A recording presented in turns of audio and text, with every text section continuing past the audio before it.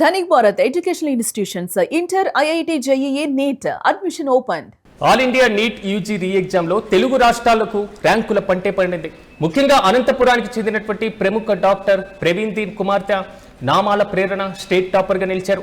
All India లెవెల్లో ప్రేరణ 36వ rank సాధించారు. దీంతో ఆమె కుటుంబ సభ్యులతో పాటుగా సన్నిహితులు సంతోషం వ్యక్తం చేస్తున్నారు. కష్టపడి చదివినందుకు మంచి ర్యాంకు వచ్చిందంటున్నారు వారి కుటుంబ సభ్యులు. ప్రధానంగా ఇక్కడ ఒక విషయాన్ని మనం గమనించాలి. మొక్కై వంగనిదే మానై వంగున అంటారు పెద్దలు. సో జీవితంలో ఏదైనా అత్యున్నతమైనటువంటి లక్ష్యాన్ని సాధించాలన్నా దేశంలో జాతీయ స్థాయిలో అత్యంత కఠినంగా ఉండేటువంటి నీట్ యూజీ రీ ఎగ్జామ్లో కీలకమైనటువంటి 36 ర్యాంకు అంటే మన ఆంధ్రప్రదేశ్లో మొదటి ర్యాంకు సాధించడం అంటే అంత సులువైనటువంటి విషయం కాదు.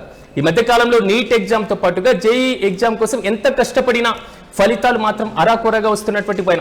కానీ తాజాగా నాతో పాటు ఈరోజు నామాల ప్రేరణ అదేవిధంగా డాక్టర్ ప్రవీణ్ దీన్ గారు ఇద్దరు అందుబాటులో ఉన్నారు. ప్రవీణ్ దీన్ గారు నమస్తే అండి. నమస్తే సార్. నమస్తే ప్రవీణ్ దీన్ గారు, కంగ్రాచులేషన్స్ ముందుగా మీకు కూడా. సో ఏమనిపిస్తుంది దేశవ్యాప్తంగా? ఎస్ సో ప్రవీణ్ దీన్ గారు, దేశవ్యాప్తంగా జాతీయ స్థాయిలో ఉండేటువంటి ఒక పరీక్షలో 36 ర్యాంకు సాధించడం మాత్రమే కాదు, రాయలసీమ లాంటి ప్రాంతంలో అనంతపురం నుంచి చదివినటువంటి ఒక విద్యార్థి మీ కుమార్తె అవ్వడం ఇంకా గర్వకారణంగా ఉంది. మీతో మాట్లాడడం నాకు కూడా సంతోషంగా ఉంది. సో ఏమనిపిస్తుంది ఒక తండ్రిగా మీ ఫీలింగ్ ఏంటి? చాలా ఆనందంగా ఉంది సార్. సో అంటే లైక్ ఒక లక్ష్యంగా పెట్టుకొని టాప్ 50లో రావాలని ఫస్ట్ నుంచి అనుకుంటా ఉంది పాప. సో దాన్ని అంటే ఎంత కష్టపడిందో అనేది మాకు మాత్రమే తెలుసు. అంటే లైక్ ప్రతి స్టేజ్ లోనూ తనకి అంటే లైక్ ఆ ఇబ్బందులు కానీ ఆ ప్రెషర్స్ కానీ వాటన్నిటిని అధిగమించి అంటే ఈ రోజు అది సక్సెస్ అవడానికి తోడ్పడినందుకు ఫాదర్ చాలా ప్రౌడ్ గా ఉంది సార్. తన టార్గెట్ ఎప్పుడు బిలో 50 రావాలా అనేది పెట్టుకునింది.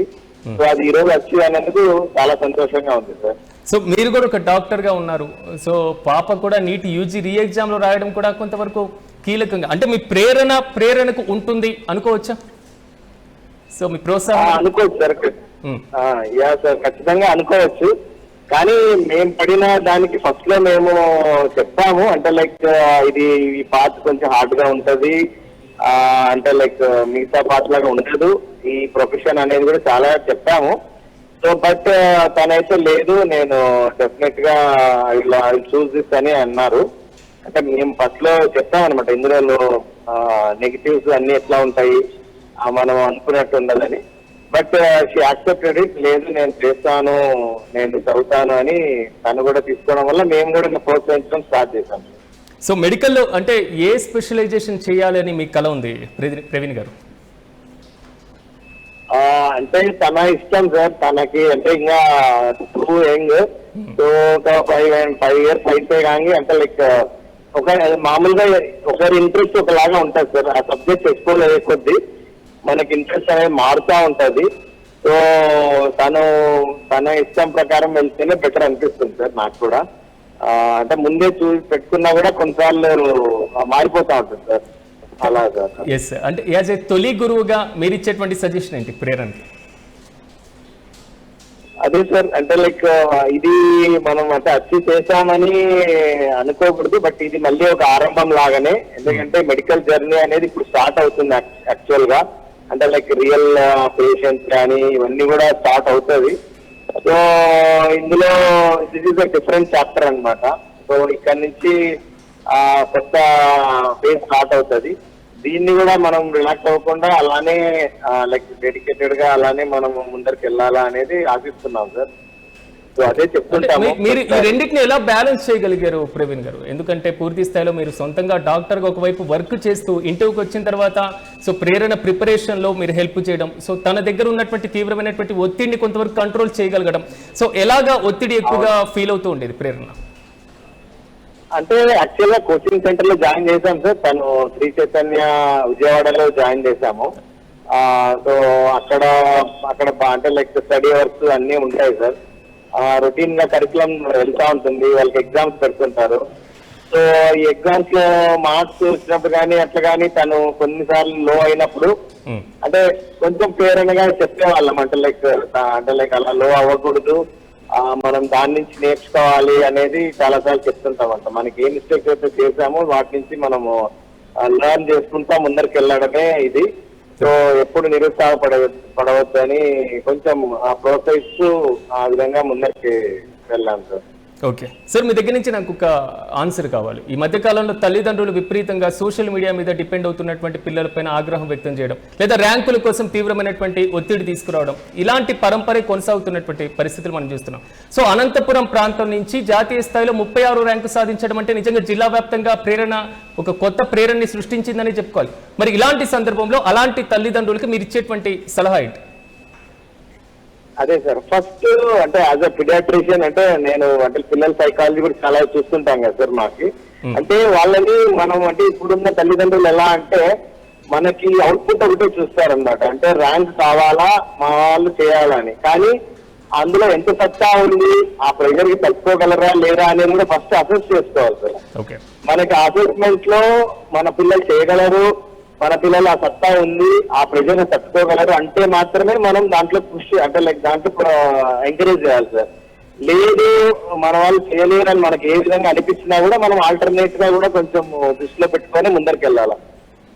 చాలా మంది మధ్య ఎలా చేస్తారంటే మాకు రిజల్ట్ రావాలంటే అని ఒక కోచింగ్ సెంటర్ లో వేసేసి ఇంకా వాళ్ళు పట్టించుకోరు అనమాట. మాకు అవుట్పుట్ ఇచ్చేసేయండి అని ఇచ్చేస్తారు.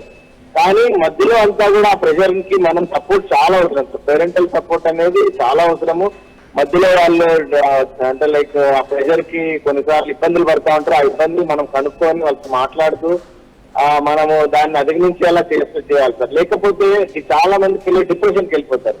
ఇటు చూస్తే పేరెంటల్ ప్రెజర్ చేస్తుంటారు, అటు చూస్తే కోచింగ్ సెంటర్ ప్రెజర్ చేస్తుంటాయి. ఎటు పోలేని పరిస్థితుల్లో చాలా మంది డిప్రెస్ అవుతా ఉంటారు. అది చాలా చూస్తుంటాం మేము కూడా యాజ్ అ పిడియాట్రిషియన్.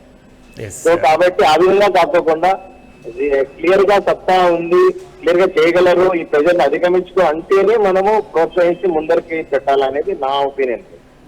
ఖచ్చితంగా ప్రవీణ్ గారు మీరు అన్నట్లుగా సో ఆ ఒత్తిడి తట్టుకోవడం అనేది చాలా కీ రోల్ ఎగ్జామ్ లో. సో నేను ఒక్కసారి ప్రేరణతో మాట్లాడేటువంటి ప్రయత్నం చేస్తాను. Prerana, hi. Prerana, first of all congratulations. ఎందుకంటే దేశంలో ముంబై, ఢిల్లీ, కోల్కతా, బెంగళూరు, దేశంలో ఉన్న ఇంత పెద్ద పెద్ద అంటే మెట్రోపాలిటన్ సిటీస్ లో చాలా గంటల తరబడి చదువుకునేటువంటి విద్యార్థులతో పోటీ పడి ఆంధ్రప్రదేశ్ లో ఫస్ట్ ర్యాంక్ సాధించడం మాత్రం కాదు, దేశంలో 36వ ర్యాంకు సాధించడం, అది కూడా అనంతపురం లాంటి ప్రాంతం నుంచి వెళ్ళి. So first of all congratulations. Feeling ఎలా ఉంది? ఫస్ట్ నాకు షాక్ లో అసలు 50 లోపల వస్తాను అనుకోలేదు.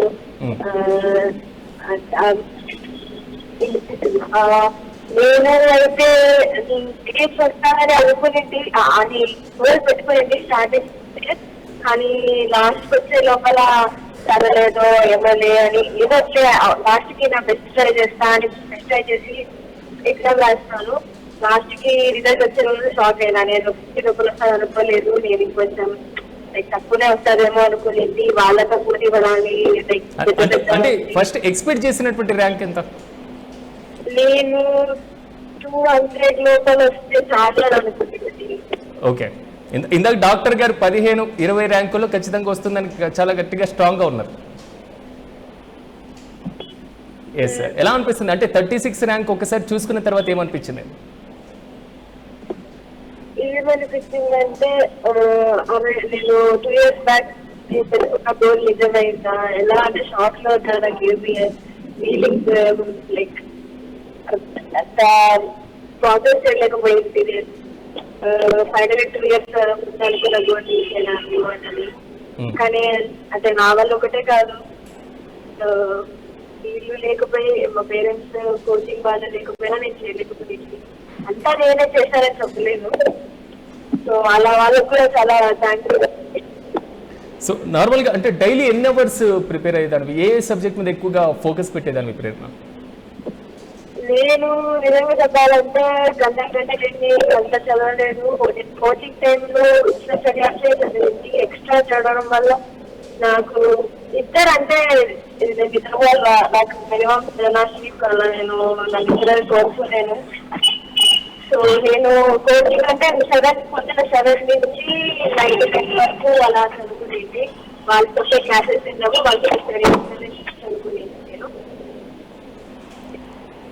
ఎస్ నార్మల్గా అంటే కోచింగ్ సెంటర్లో ప్రిపరేషన్, ఇంట్లో ఓన్గా ప్రిపరేషన్ చేయడం, లేదా ఫాదర్ దగ్గర నుంచి ఏ విధంగా గైడెన్స్ ఉండేది, దానికి సంబంధించిన ఏమంటాం?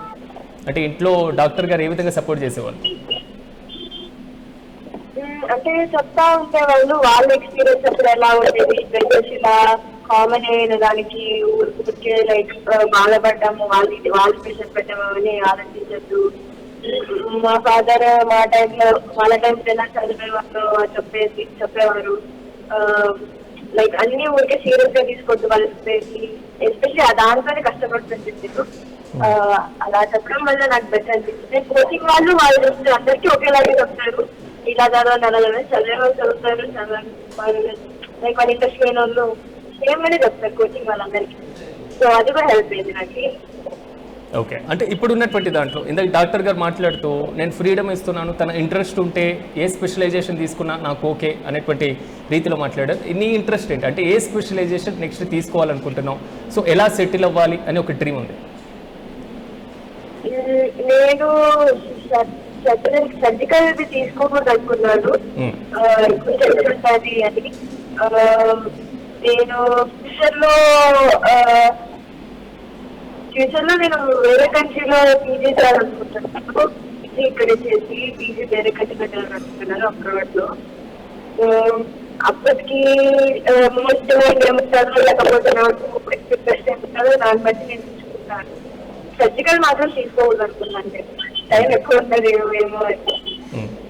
అంటే ఎప్పుడైనా ఫెయిల్యూర్స్ ఎదురైనప్పుడు లేదా మార్క్ టెస్ట్లో కొంతవరకు ర్యాంక్స్ తక్కువ వచ్చినప్పుడు ఇంట్లో డాక్టర్ గారు హెచ్చరించడం లేదా మొట్టికాయలు వేయడం జరుగుతుండేవా? ఎలా ఉండేది ఆ సపోర్ట్, ఎలా ఉండేది? అసలు ఎప్పుడు అంటలేదు. ఎప్పుడైనా ఏం కాదు ఇవాళ నెక్స్ట్ టైం అనే అనేవాళ్ళు, ఏం అసలు ఒకసారి ఇప్పుడు నాకైతే గుర్తులేదు. వీళ్ళు వచ్చేవాళ్ళు మోస్ట్లీ కోచింగ్ వాళ్ళు మామూలే అంటారు, కానీ మా మదర్